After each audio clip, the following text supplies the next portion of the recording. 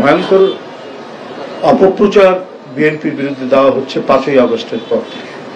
আমরা যে সময় একটু স্বস্তির নিঃশ্বাস ফেলব, যে সময়ে আমরা একটু শান্তিপূর্ণভাবে সাংগঠনিক তৎপরতা চালাবো, ঠিক সেই মুহূর্তে বিভিন্ন দিক থেকে সরকারের উপদেষ্টা থেকে শুরু করে বিভিন্ন রাজনৈতিক দল টার্গেট করে বসলো বিএনপিকে, এবং এটাকে আমরা ব্যাখ্যা দিয়েছি যে 111-এর -2 যে তত্ত্ব দেওয়া হয়েছিল সেই তত্ত্বের সাথে এটা মিলে যায়। এইভাবেই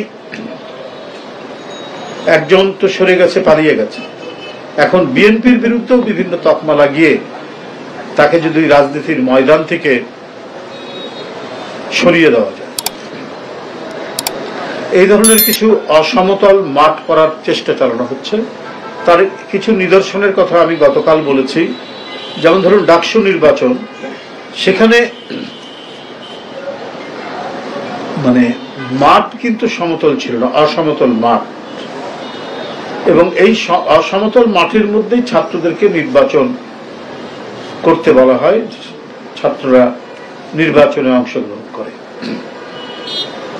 আর এই অসমতল মাঠ টিকিয়ে রাখার ইন্ধনও দিয়েছে বিশ্ববিদ্যালয়ের কর্তৃপক্ষের মধ্যে থেকে, এবং এই অসমতল মাঠেই নির্বাচন হয়েছে এবং তাতে সাধারণ ছাত্ররা প্রতারিত হয়েছে, তার নিদর্শন আমরা দেখছি না।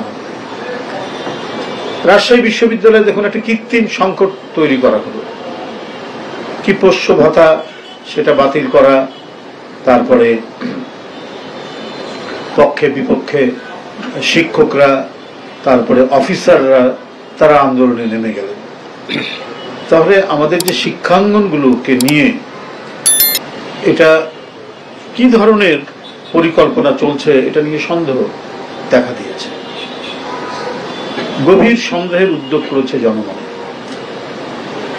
একটা পক্ষ বলছেন নির্বাচন করতেই হবে, নির্বাচনের প্রতিহত করার জন্যই এই ষড়যন্ত্র করা হচ্ছে। তো বিশ্ববিদ্যালয় কর্তৃপক্ষ এই নির্বাচনের আগে তিনি কি পোষ্য ভাতা নাকি এই ধরনের একটি কথা আছে, এইটা বাতিল করতে গেলেন কেন?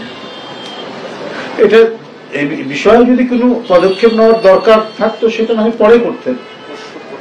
পোষ্য কোটা, এই পোষ্য কোটা, এটা নিয়ে ব্যাপক আলাপ আলোচনা করে ছাত্ররা এবং শিক্ষকরা, অফিসাররা, তা না করে এমন একটা পরিস্থিতি তৈরি করলেন যে একটা অচলাবস্থার তৈরি হলো, ডেডলক তৈরি।